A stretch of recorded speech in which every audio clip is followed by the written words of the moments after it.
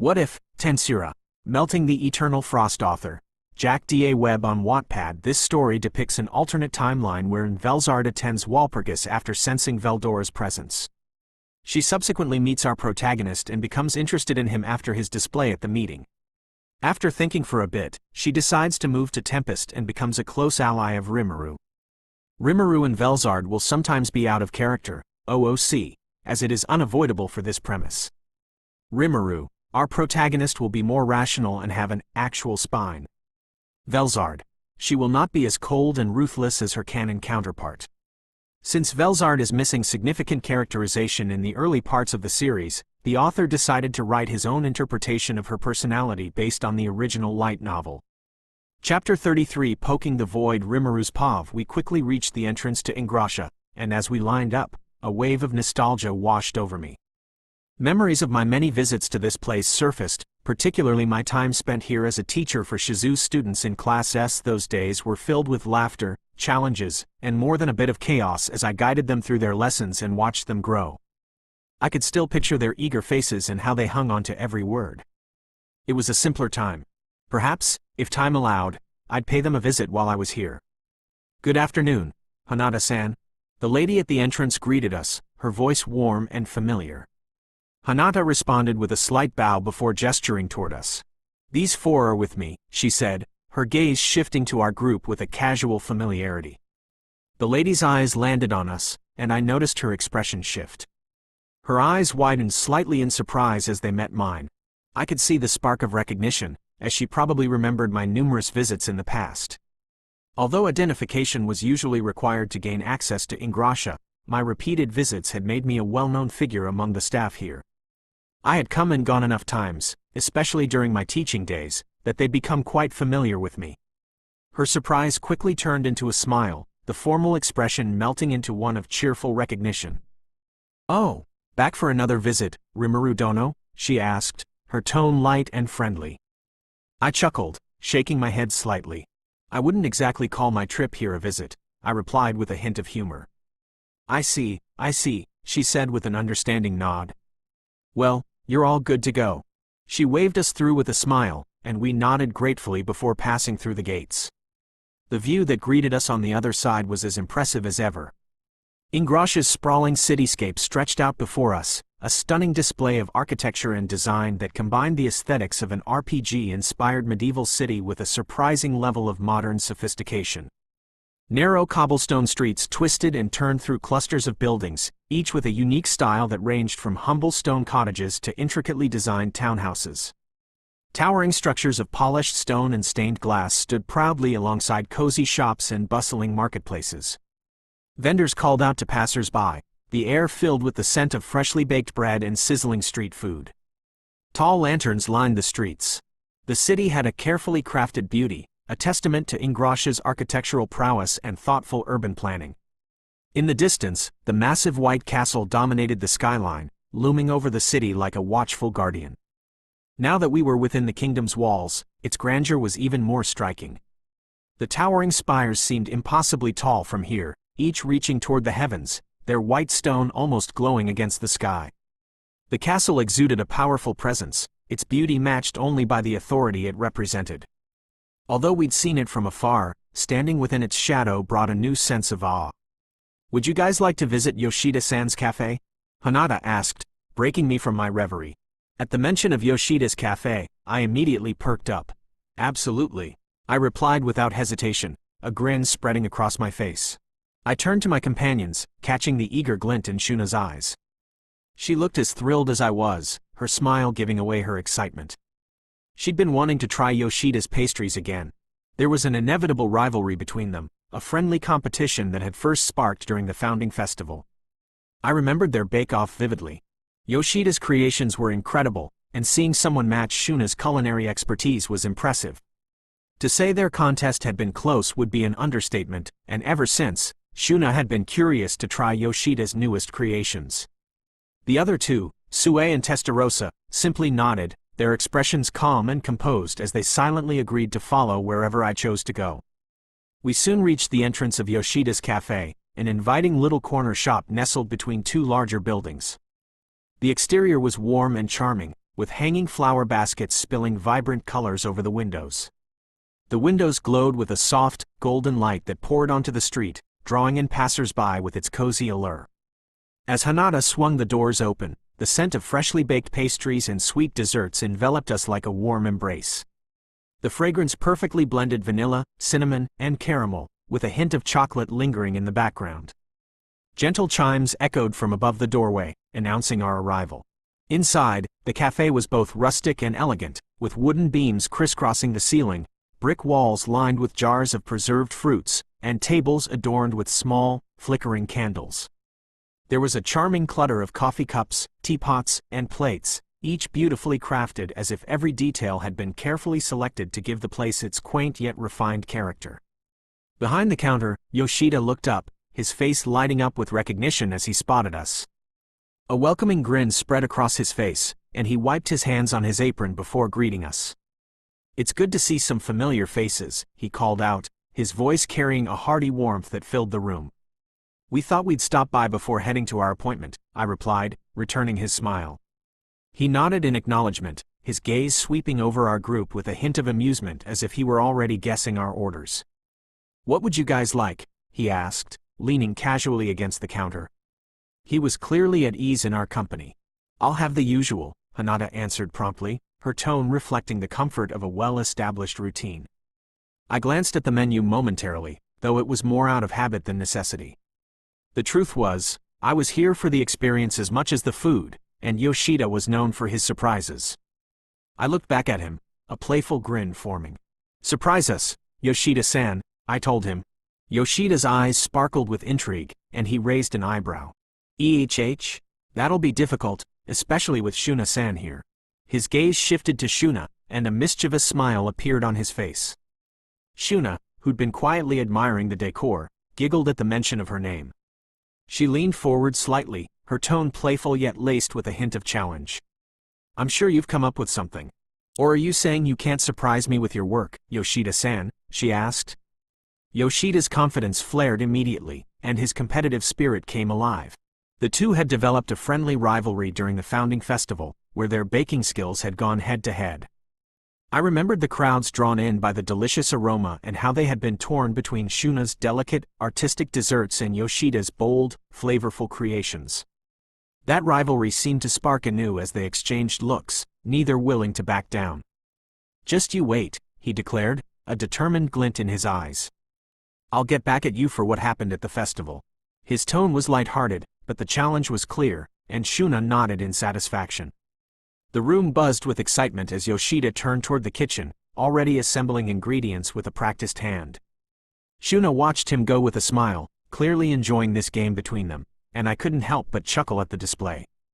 We sat at a nearby table. The warmth of the cafe and the friendly banter around us made it easy to relax. I settled into my seat beside Sue while Shuna and Testarossa took their places across from us, and Hanada positioned herself at the end of the table, where she could watch us all. We barely began to relax when Hanada broke the silence, her voice calm but edged with a subtle warning. "I'll say this in advance," she began, her tone still casual but unmistakably serious. "A few people may attempt something stupid during the meeting," she said.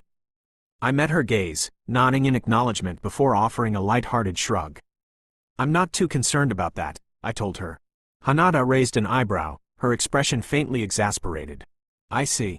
But I'd suggest you maintain your cool throughout the meeting," she added, her tone shifting to reveal a flicker of irritation. "These nobles and representatives have a knack for getting under your skin," she told me. I smirked, sensing her annoyance and figuring there must be a story behind it. "Sounds like you got to experience it firsthand," I teased. Hanada sighed, her eyes narrowing slightly as she seemed to recall an unpleasant memory. "Yeah," she replied, her voice laced with barely contained exasperation. "I was present during their first meeting about Tempest's admission into the council. Those hours felt endless. Listening to people who have no real understanding, all talking in circles as if they know everything there is to know, is maddening," she ranted. The frustration in her voice was palpable, and I could only nod in sympathy. I had no doubt that sitting through hours of pompous, self-important debates would be enough to test anyone's patience. Across from me, Testarossa raised her hand, politely yet curiously, drawing our attention. "Hanada, still stewing over her memory, noticed her and inclined her head, giving her the floor. "What matters did the council discuss?" Testarossa asked, her tone as gentle and smooth as ever, though a flicker of something deeper glinted in her eyes. Hinata huffed, visibly reluctant to revisit the memory but obliged. "Oh, a lot," she said dryly. "For starters, they took forever just to decide whether or not to invite Tempest to join. It was only when someone brought up the threat from the Eastern Empire that they finally began to see the advantages of having Rimuru's nation in the council," she continued. As soon as Hinata mentioned the Eastern Empire, I noticed a fleeting change in Testarossa's expression. Her eyes widened ever so slightly, her lips pressing together in what looked like a moment of silent recollection. It was so subtle that no one who wasn't watching her closely would have noticed. Her reaction wasn't one of shock, exactly. It felt more like a memory resurfacing. I remembered that Testarossa was originally from the East. Perhaps the mention of the Empire had stirred something familiar, something she hadn't thought about in a long time. Turning my attention back to Hinata, I let out a dry scoff. "So," I said, my tone edged with mild annoyance. "I take it they expect Tempest to act as a shield for the West if the Empire decides to invade?" I surmised, already knowing the answer. Hinata's lips curved into a sardonic smile as if she shared my skepticism. "Most likely. You know as well as I do that humans tend to favor arrangements that benefit them. They debated your nature and the possibility of you turning on them, going on and on about the risks. But when the Empire was mentioned, they quickly shifted gears, realizing that having your nation on their side could be advantageous," she said, confirming my thoughts. I nodded, absorbing her words. So, that's how it was. They would overlook their doubts and grudgingly accept Tempest, not because they believed in an alliance but because they needed a buffer. They saw Tempest as a line of defense, an expendable barrier between their lands and the Empire. Sighing, I leaned back, the weight of the council's hypocrisy pressing down on me. They really think I would join just to act as a shield. Regardless of the outcome of this meeting, my goals will remain the same. Joining the council was never my true objective, I declared, my tone steady and confident. It's merely a stepping stone. What I really want is to make a statement and show them what Tempest is capable of, I said. Hinata's previous irritation faded away, replaced by an amused glint in her eyes. A slight grin tugged at her lips as she took in my words. "That sounds pretty conceited," she teased, though her tone was warm. "But knowing you, it's to be expected," she continued. The tension from earlier quickly dissolved as the group shared a laugh, the light-hearted atmosphere mingling with the cozy vibe of Yoshida's cafe. We all felt a renewed sense of purpose as we considered the council's potential response, knowing that Tempest would continue on its path regardless of their decision. "Even if they reject us, Rimuru-sama already has a network of alliances with other nations," Shuna remarked, her voice full of quiet confidence. Hinata nodded thoughtfully. "True, and while it would be a hard choice for her to make, I have a feeling that Luminous-sama would side with you over the Western Council if push came to shove," she informed us. Hearing that, I couldn't help but smile. It was good to know we had allies who believed in us, even beyond official titles or councils. "That's comforting to hear," I replied, genuinely grateful for the support we had managed to cultivate. Sue, as calm and composed as ever, finally spoke up. "It would be foolish for the council to oppose a nation backed by two true dragons," he observed, his voice steady and unwavering. The mention of Veldora and Velzard brought a thought to my mind. After all, their presence in Tempest was well known, and I had little doubt the council would bring them up as a point of contention. Speaking of which, I turned to Hinata, my curiosity piqued. "Were Veldora and Velz ever discussed during the council's meetings?" I asked. Hinata's eyes sparkled with amusement as she recalled the details. "Oh, they were brought up. Quite a lot, actually. It turned into one of the main topics of discussion," she replied, her tone filled with barely contained laughter. I leaned forward, eager to hear more. "What did they have to say about them?" I questioned. Hinata smirked, clearly savoring the memory. "Well, it's pretty hilarious when I think back on it. There were all sorts of theories.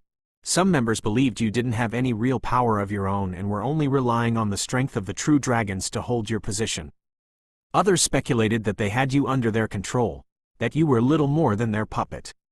But the most ridiculous theory of all was that, by bringing Tempest under council control, they'd be able to harness the power of the true dragons for themselves," she told us. At that, I couldn't hold back a laugh. The sheer naivety and unfounded arrogance were so absurd they bordered on comedic. Shuna and Testarossa openly giggled. Even Sue, who was typically reserved, allowed himself a brief chuckle. Seriously? I managed, shaking my head in disbelief. They actually think they could control Veldora and Velz by proxy? Do they have any idea who they're dealing with? I asked, unable to contain my amusement. Hanada's grin widened. Majority of the West genuinely believes that you somehow tamed the storm dragon, she continued, barely suppressing her own laughter. And as for the frost dragon, they assumed she joined Tempest solely because of her brother's presence, she added. I couldn't help but laugh once again.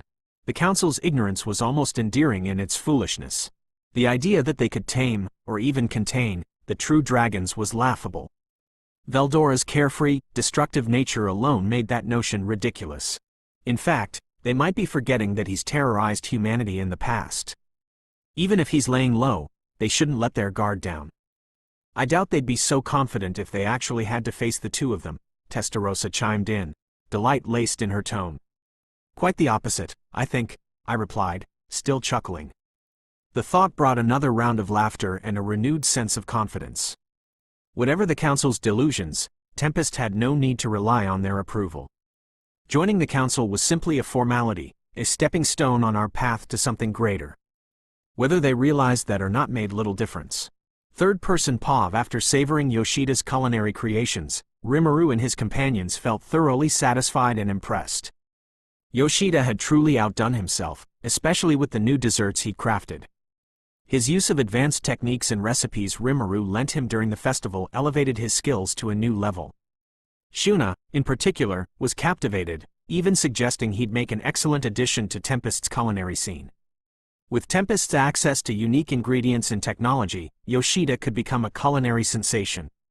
With time to spare before the council meeting, the group decided to explore Ingrassia, breaking into smaller pairs to cover more ground. As they ventured into the heart of the city, they took in the bustling streets lined with a variety of shops and vendors. Shuna and Testarossa were immediately drawn to a high-end clothing store that boasted displays of elegant fabrics and intricate designs in its window. Inside, they were greeted by rows of finely made garments. Dresses were adorned with delicate embroidery, tailored coats with striking patterns, and various accessories that shimmered under the shop's warm lighting.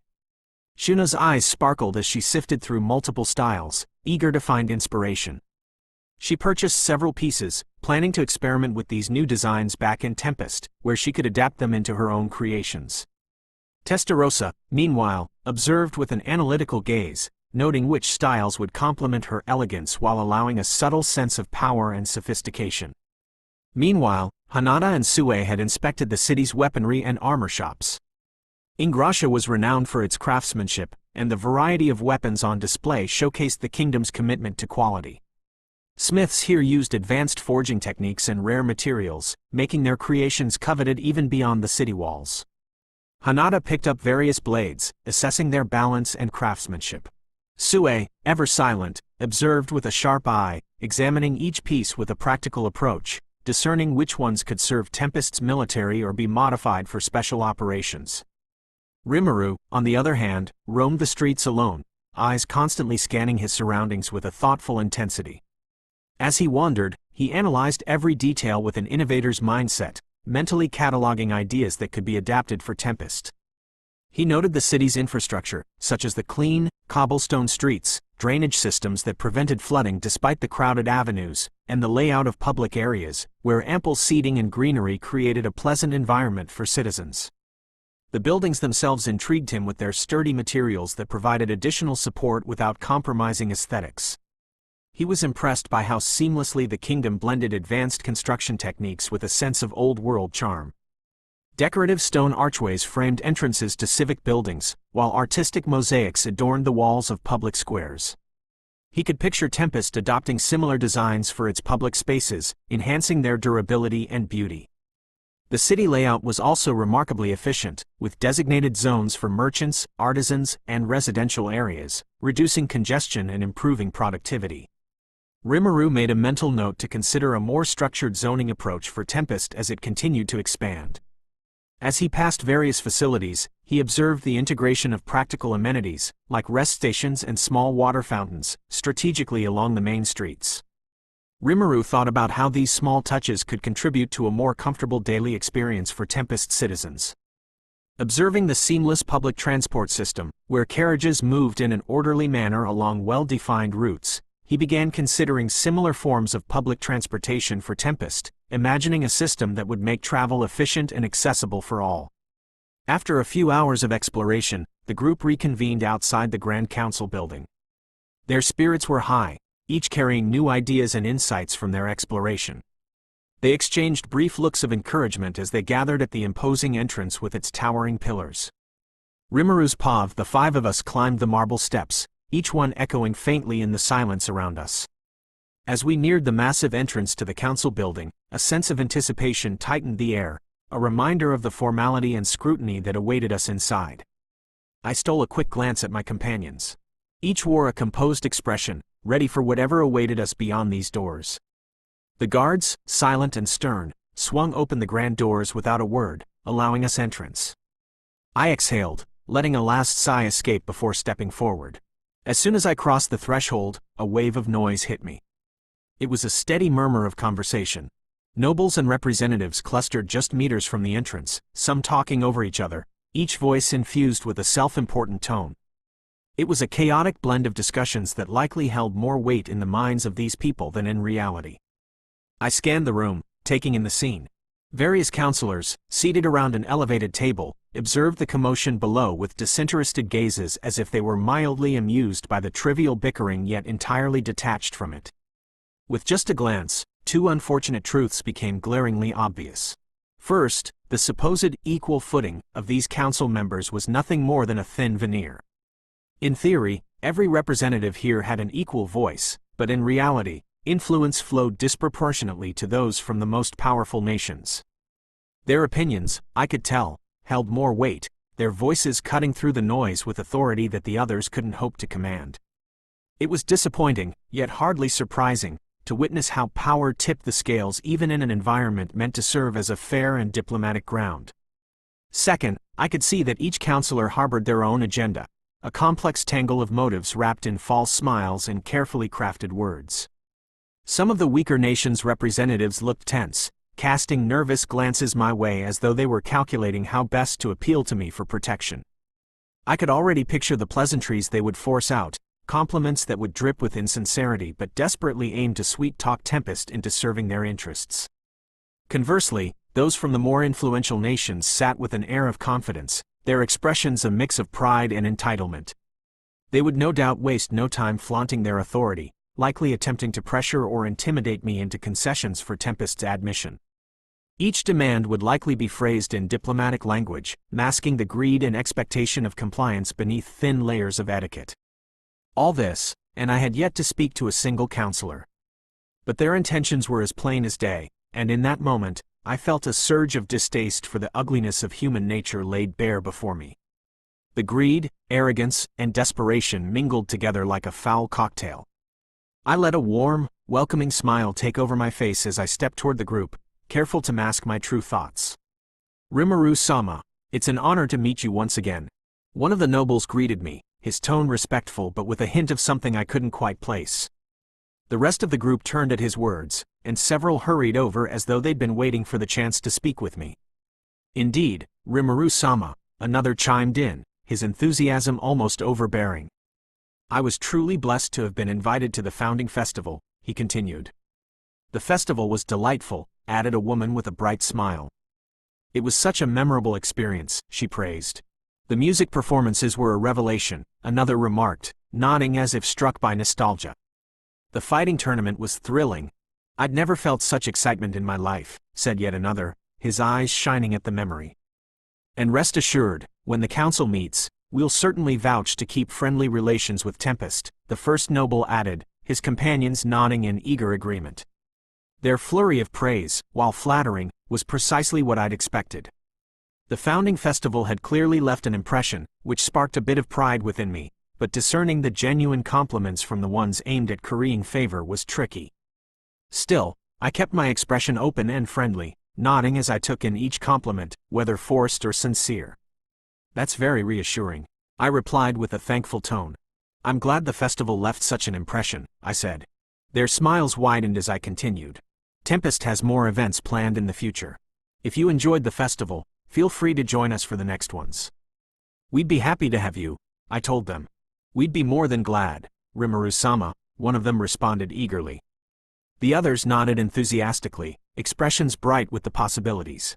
Although their words were likely laced with ulterior motives, I let them bask in the pleasant exchange for now. After all, each nation, no matter its strength, could play a role in shaping Tempest's future. Before I could respond to them, a sudden voice cut through the air, dripping with authority and thinly veiled impatience. "You people shouldn't occupy all of His Majesty's time here," the newcomer announced, brushing aside the others as if they were nothing more than obstacles. "Indeed," another agreed smugly, barely glancing at the counselors from weaker nations. "After all, you might give Rimuru Dono the wrong impression of the council," he continued.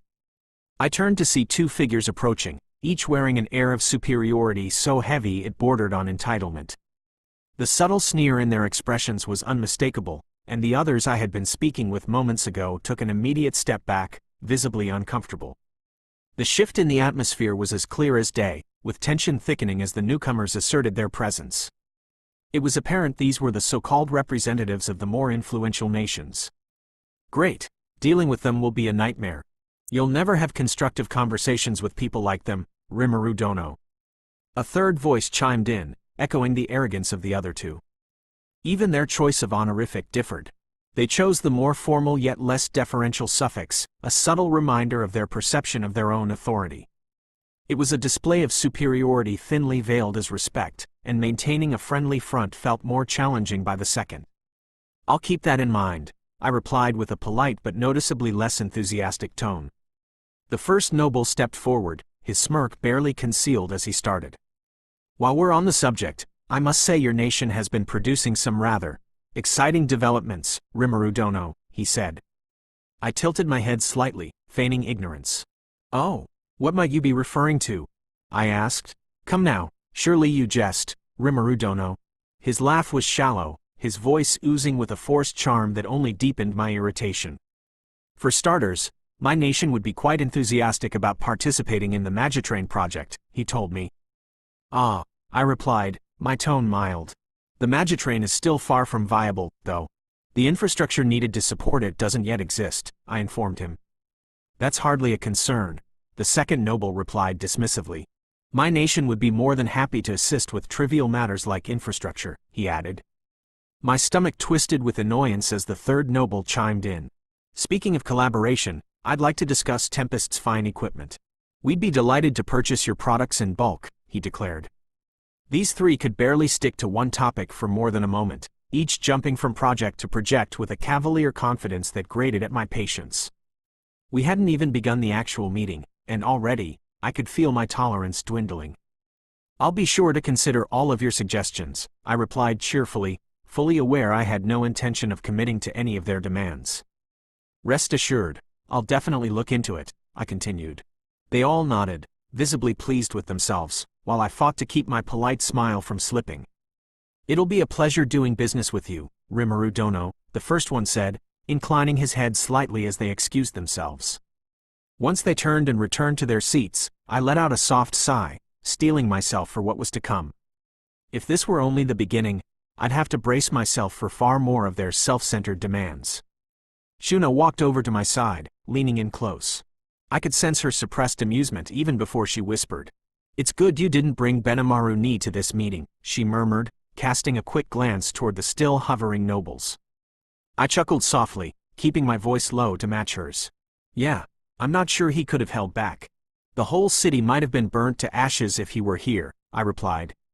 A giggle escaped Shuna, a sound light enough that only I could catch it. The image of Benimaru's smoldering glares, clenched fists, and maybe even the beginnings of a fire in his hands crossed my mind. It took a bit of effort not to laugh out loud. Just then, I felt Testarosa's presence as she moved to my other side. Her serene expression held an air of anticipation, her crimson eyes meeting mine without hesitation. "This will give you a glimpse into your future responsibilities," I said, allowing a trace of concern to color my tone. "Are you sure you're ready for it?" I asked. Her lips curved into a confident smile, calm and elegant as ever. "No need to worry, Rimuru-sama. I am more than suited for tasks of this nature," she affirmed. Her response reassured me. She clearly saw this as another step on the path she'd dedicated herself to. She was more than capable, but hearing her confidence reminded me she was also ready. At that moment, an unfamiliar voice cut through the quiet exchange. "Are you the Demon Lord, Rimuru Tempest?" he asked, his voice slow and raspy. I turned to see an older man standing nearby, his bald head gleaming under the light. His gaze was steady yet respectful, and his voice carried an air of seasoned authority. I gave him a nod, answering the question without unnecessary words. With a courteous incline of his head, he gestured toward a desk placed prominently at the front of the room. "Please take your seat over there," he requested politely.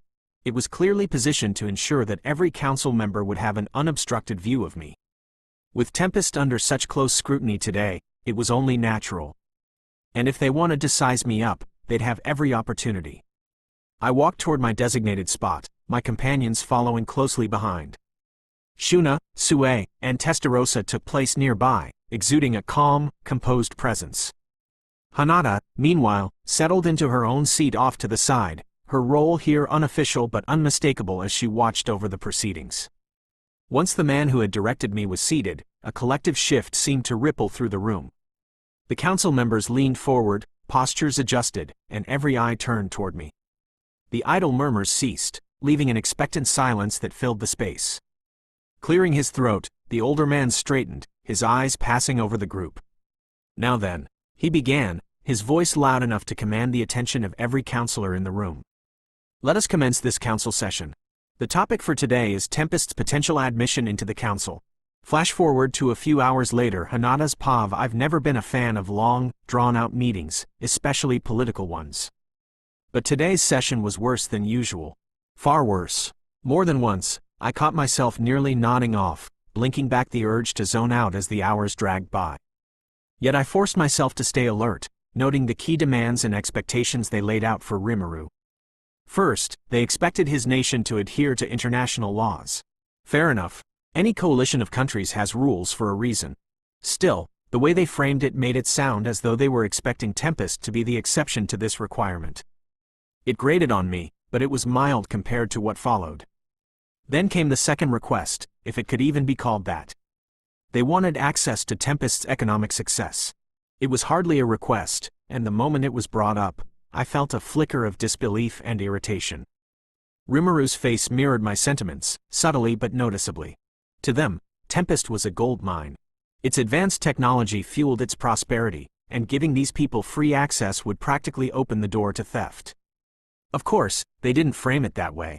They made it sound like an opportunity, a mutually beneficial arrangement. What followed was even worse. Almost immediately, the councilors broke out into a heated debate, disregarding any attempt at order. It became a game of first dibs, as the influential nations quarreled over which country would become Tempest's official technological partner, as they so neatly phrased it.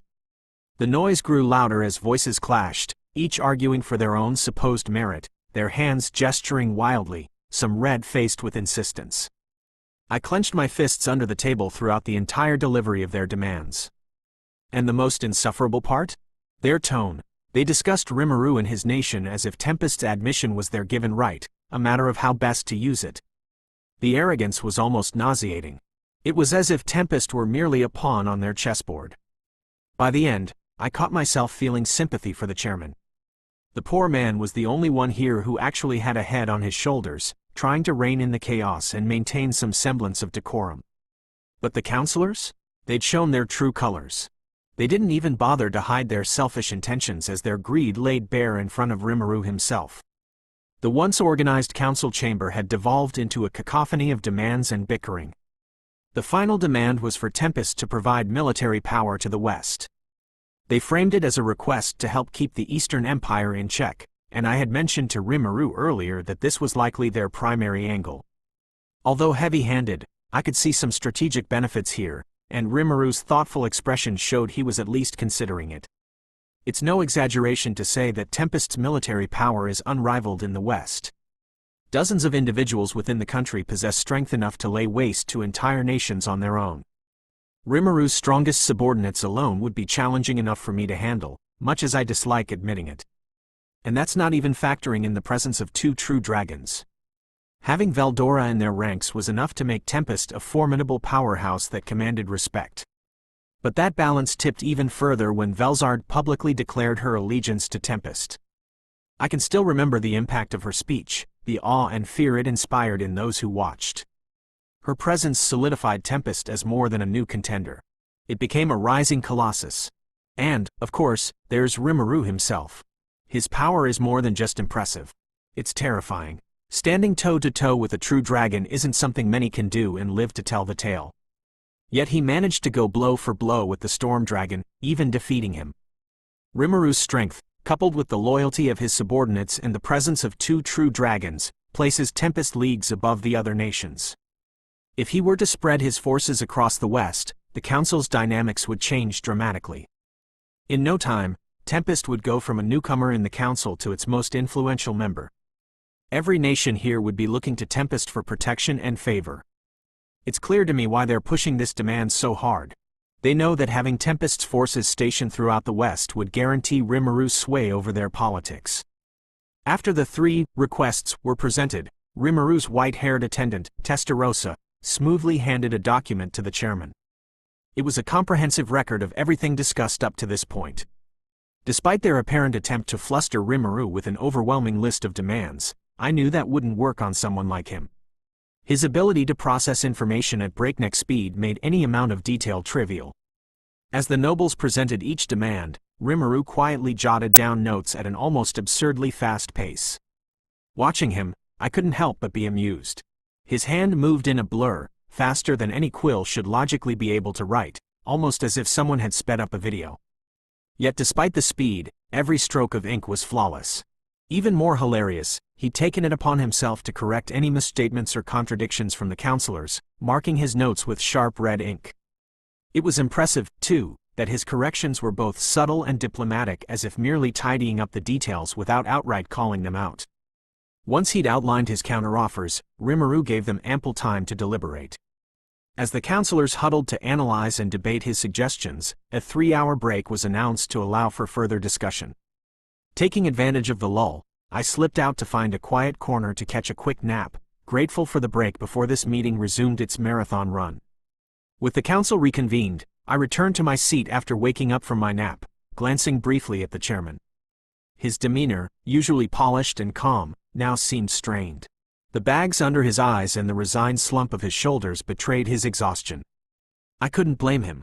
Sitting through hours of the council's antics had been excruciating, even as a spectator, but for him, it looked downright miserable. Still, he gathered himself and addressed Rimuru, his voice steady but lacking its usual vigor. Apologies for the lengthy wait. The counselors have now officially responded to your counteroffers, Rimuru-sama. He began, trying to maintain some semblance of formality. No worries. Just let me take a look at them. Rimuru politely requested, dismissing the chairman's concerns. I noticed a flicker of discomfort as he handed Rimuru the document, his hand pressing lightly to his forehead as if fighting off a headache. Given what Rimuru was about to read, I couldn't blame him for that either. In just a few seconds, Rimuru read through the entire document, and his fingers tightened slightly around the papers as he finished scanning them. His expression turned serious, deadly serious. Tension filled the room, coiling in the air, thickening it. My eyes narrowed, trying to gauge what he'd read that caused such a shift. Are you people trying to screw with me, or what? The quietness shattered as Rimuru's voice sliced through it, low and almost too calm. Rimuru adjusted his position on his seat, resting his other arm behind his chair. His actions heavily contrasted with his demeanor. He simultaneously appeared calm yet ready to explode into a fit of rage. A counselor, whose face had quickly paled, stammered. Pardon, Rimuru Dono? He asked. Then, in an instant, the air was choked with an oppressive energy. Dark purple tendrils of aura leaked from Rimuru, swirling like a storm held barely in check. It was raw, immense, seething power, controlled violence that pulsed and radiated outward with tangible force. I reflexively covered my face, feeling the intense pressure that cracked walls, sent tremors through the floor, and rattled the air with an invisible quake. It was like being inside the epicenter of a furious storm. Yet, as I looked at Rimuru, the contrast between his appearance and aura was chilling. His eyes, sharp and unyielding, bored into the council members, scanning each of them with a deadly calm. His mouth held a faint, almost detached curve as he held up the offending pages, a look that conveyed indifference toward their fear but absolute contempt for their audacity. And even though he was undoubtedly holding back the full brunt of his power, the display was terrifying. The fact that this was only a fraction of his strength further emphasized the depth of his restraint. He could level this room instantly without lifting a finger, yet he merely sat there, making every counselor and noble quake under the weight of his presence. I think most of you have forgotten just who you're dealing with here. Rimuru began, his voice calm but accompanied by a power that demanded respect. The silence in the room deepened as he continued, his words striking like hammer blows. These terms are beyond unfair. Opening a Magitrain line to Ingrasha with Tempest doing all the work, providing the West with our high-quality equipment, adding the council as an administrator of the labyrinth, and having only human representatives in the council? Have you gone mad?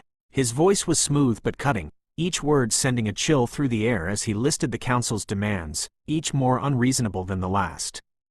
I watched, almost admiring the restraint in his demeanor. Anyone else with his power would have let loose long ago.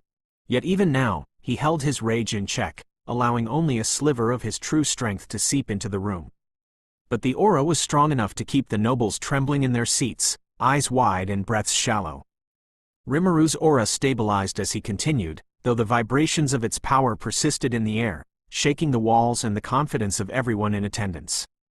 Your requests are all but asking me to enslave my entire nation for your benefit, he said, each word weighed down by the authority of someone who had the power to obliterate nations.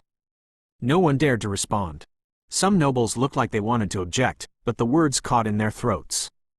My gaze shifted to the faces of the counselors, whose usual arrogance had crumbled, leaving nothing but fear.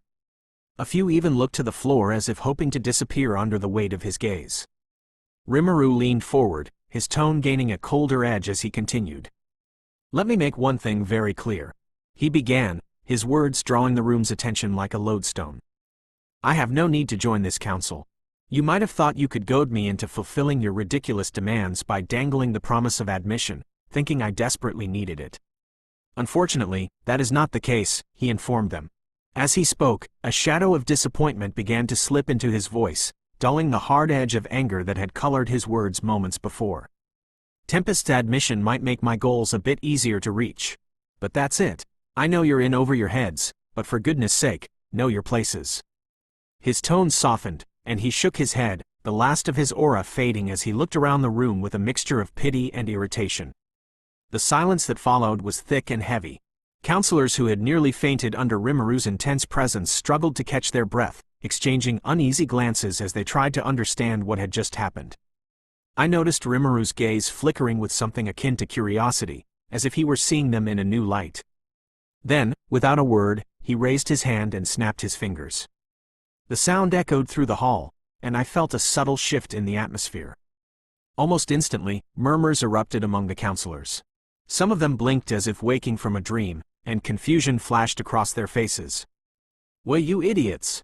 It's no wonder His Majesty is enraged," one noble shouted, suddenly furious.